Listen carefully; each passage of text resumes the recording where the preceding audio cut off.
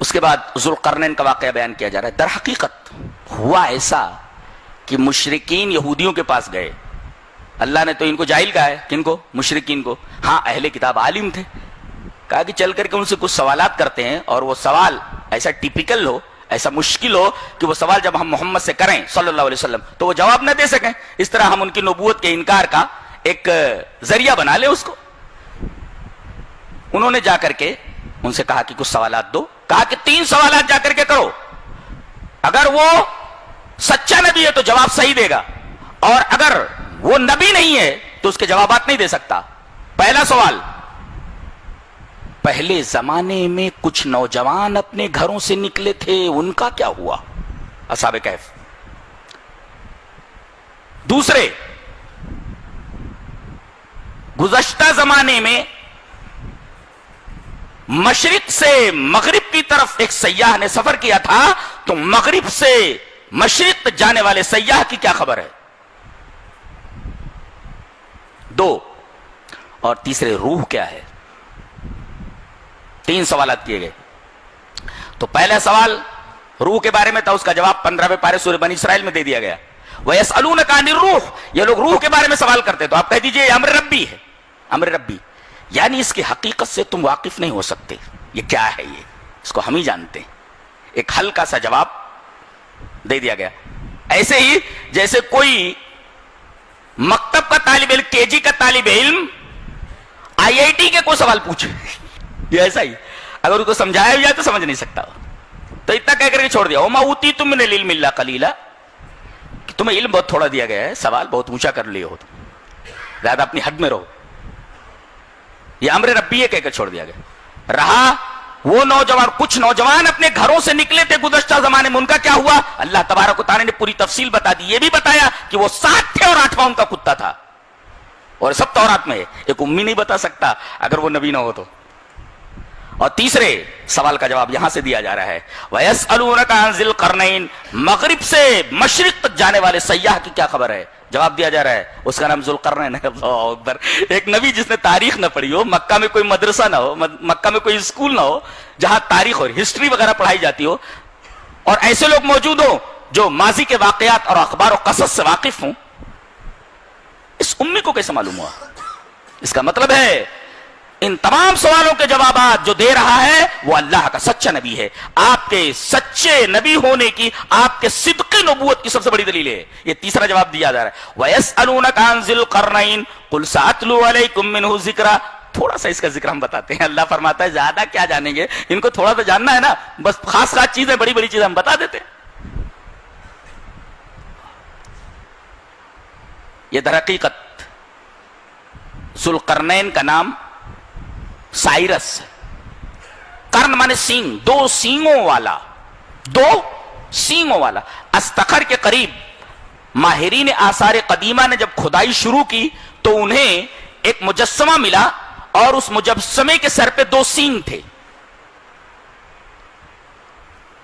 جو ذوالقرنین کی طرف اشارہ کرتے تھے. اس کا نام سائرس تھا. اس نے پہلا سفر مغرب کی طرف کیا, دوسرا سفر مشرق کی طرف کیا, اور تیسرا سفر شمال مشرق کی طرف کیا. شمال مشرق, پہلا مغرب کی طرف, دوسرا مشرق کی طرف, اور تیسرا شمال مشرق کی طرف. چلتے چلتے جب مغرب کی طرف چلا, چلتے چلتے چلتے چلتے بحیرہ روم کے پاس پہنچا. آگے کوئی آبادی نہیں, ایسا لگتا تھا جیسے دنیا یہیں ختم ہو گئی ہو. یہ پہلا سفر ہے اس کا. وہاں اسے کچھ لوگ ملے جو ایک دوسرے پر ظلم کرتے تھے. تمام لوگوں نے ہتھیار ڈال دیے. اپنے لاؤ لشکر کے ساتھ گیا تھا, تو تمام لوگوں نے یہ کہا کہ ہم سرنڈر کرتے ہیں, اب آپ ہمارے بارے میں جو فیصلہ کریں ہم قبول کریں گے. قال اما من ظلم فسوف نعذبه ثم يرد الى ربه عذابا نكرا. جو ظلم کرے گا اس کو ہم سزا دیں گے, اور جو اچھا کرے گا ہم اس کے ساتھ اچھا سلوک کریں گے. یہ پہلے سفر کا تذکرہ ہے, شارٹ میں بتایا گیا. اس کے بعد دوسرا سفر مشرق کی طرف. مشرق کی طرف چلتے چلتے چلتے چلتے یہ مکران اور بلوچستان سے آگے نکل گیا, جہاں کچھ ایسے لوگ رہ رہے تھے جو ابھی دور وحشت میں تھے ان کے درمیان اور سورج کے درمیان کوئی پردہ نہیں تھا، اس کا مطلب ننگے رہتے تھے. ان کے درمیان اور سورج کے درمیان کوئی پردہ ہے نہیں تھا، ننگے رہتے تھے، مرد اور عورت دونوں ننگے. جغرافی چینل کو پر دیکھیے آپ، کہیں کہیں تو ایسے جنگلات اور ایسے ریموٹ کارنرز پر واقع جنگلات کو دکھاتا ہے جہاں پر مرد اور عورت دونوں ننگے رہتے ہیں. تو وہاں پہنچا یہ. اور تیسرا سفر اس نے شمال مشرق کی طرف کیا. چلتے چلتے یہ اسی درے پر پہنچا جس کو سد ذوالقرنین کہتے ہیں، جہاں سے یاجوج ماجوج آتے تھے. یہ کدھر پہنچا؟ یہ در حقیقت پہنچا اس سد کے پاس، شمال مشرق پر چلتے چلا گیا. یہ کہاں ہے؟ جغرافی جو پڑھے ہیں وہ اس طرف دھیان دیں. یہ کیسپین سی ہے، بحر کیسپین، اور ایک بلیک سی ہے، بحر اسود. تو بحر اسود، بلیک سی اور کیسپین سی، بحر کیسپین اور بحر اسود، بلیک سی اینڈ کیسپین سی، اس کے درمیان کوہ قاف کا جو پہاڑی سلسلہ ہے، اسی پہاڑی سلسلے میں ایک درہ تھا. نہیں سمجھے آپ؟ بحر کیسپین اور بلیک سی، بحر اسود، ان کے درمیان کوہ قاف کی پہاڑیوں کا جو سلسلہ چلا گیا ہے، اسی پہاڑی کے اندر ایک درہ تھا. اور اس درے کے شمال کی طرف یعنی اتر کی طرف بحر کیسپین کے پٹے کے اوپر کنارے کنارے یاجوج اور ماجوج رہتے تھے جو روس اور منگولیا تک پھیلے ہوئے تھے. یہ کون ہے؟ یہ حضرت نوح علیہ السلام کے جو 3 بیٹے بچ گئے تھے. ایک تو ڈوب گیا تھا کنعان، 3 بیٹے جو کشتی میں سوار ہوئے تھے اور بچ گئے تھے، حام، سام، یافس. یہ حضرت یافس کی اولاد ہیں جو نوح علیہ السلام کے ایک بیٹے تھے، ان کی اولاد ہیں. اور بحر کیسپین کے کنارے روس اور منگولیا تک اس درے کے شمال کی طرف جو لوگ تھے ان کو یاجوج اور ماجوج کہا جاتا ہے. گوگ اینڈ میگوگ بولتے تھے ان کو، جس کو عربی میں یاجوج اور ماجوج کہا گیا ہے. یہ دور وحشت میں تھے، جنگلی ٹائپ تھے. یہ اس درے سے مہذب آبادیوں کے اوپر آتے اور لوٹ مار کرتے، لوگوں کو قتل کرتے، پیسہ لیتے، سامان چھین لیتے اور اسی درے کے ذریعے بھاگ جاتے تھے. جب ذوالقرنین وہاں پہنچے تو لوگوں نے آ کر کے ان کو گھیر لیا، کہا کہ اس درے کو آپ بند کرا دیں، ہم جتنا پیسہ لگتا ہے ہم دینے کے لیے. فَهَلْ نَجْعَلُ لَكَ خَرْجًا، آپ کو اگر پیسہ چاہیے، خیرات چاہیے تو ہم دینے کے لیے تیار ہیں، لیکن یہ سد بند کروا دیجئے، یہ درہ جو بند کر، یہ درہ جو ہے بند کروا دیجئے. آپ کو پیسہ چاہیے، پیسہ دینے کے لیے تیار. کہا کہ ہمیں مالی امداد کی ضرورت نہیں، مین پاور کی ضرورت ہے، آدمی مہیا کرو.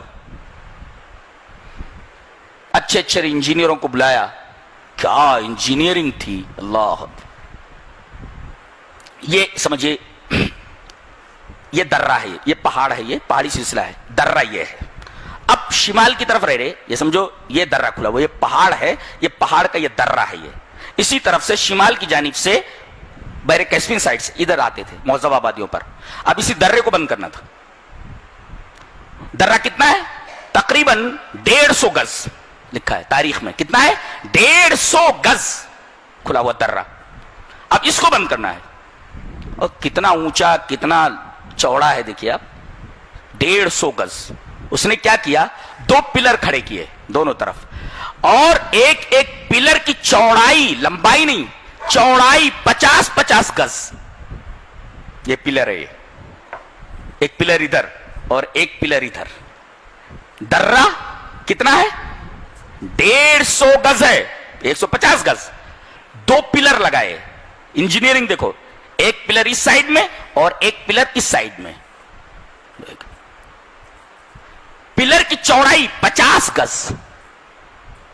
اور یہ پلر کس طرح بنایا گیا؟ لوہے کی اینٹیں رکھ کر کے، جیسے آج کل فلائی اوورز بنائے جاتے ہیں، دیکھو ایک خاص قسم کی اینٹیں ہوتی ہیں. تو اس طریقے سے لوہے کی اینٹیں رکھی گئیں اور پھر ان کی جو درزیں تھیں تانبا پگھلا کر کے ان کو بھر دیا گیا. اور اس کے بعد ایک آہنی دروازہ لگا کر کے سب بند کر دیا گیا. بہت بڑی انجینئرنگ ہے، شاندار قسم کی انجینئرنگ ہے جو قرآن حکیم نے بتایا. اپنے زمانے میں مشہور بادشاہ واسق باللہ، اپنے زمانے کے مشہور سائنٹسٹ موسیٰ ख्वारज़मी को इसने भेजा था इसकी तहकीक के लिए अपने जमाने में। 1000 साल तक ये सद रही, उसके बाद गिर गई। 1000 साल तक ये सद रही, उसके बाद गिर गई। 1000 साल के बाद अपने जमाने में खलीफा वासिक बिल्ला ने, मुसलमानों को जो खलीफा था, मोहम्मद इब्न मूसा ख्वारज़मी को भेजा, कहा कि जाकर के उस सद का पूरा ब्यौरा, पूरी की पूरी तफसील, पूरी की पूरी डिटेल लेकर के आओ। उसने कहा कि ऐसा ऐसा मामला है उसका, 2 पिलर के हैं, 2 इतने बड़े बड़े हैं वगैरह वगैरह, सुना करके पूरा डिटेल बताया और पूरी तफसील बताई। 1000 साल तक ये रही सब। अल्लाह तबारक व तआला ने ज़ुल्क़रनैन के बारे में भी तफसील के साथ बता दिया। तीनों सवालों के जवाबात मुकम्मल हो गए। उसके बाद सूरह मरियम शुरू होती है।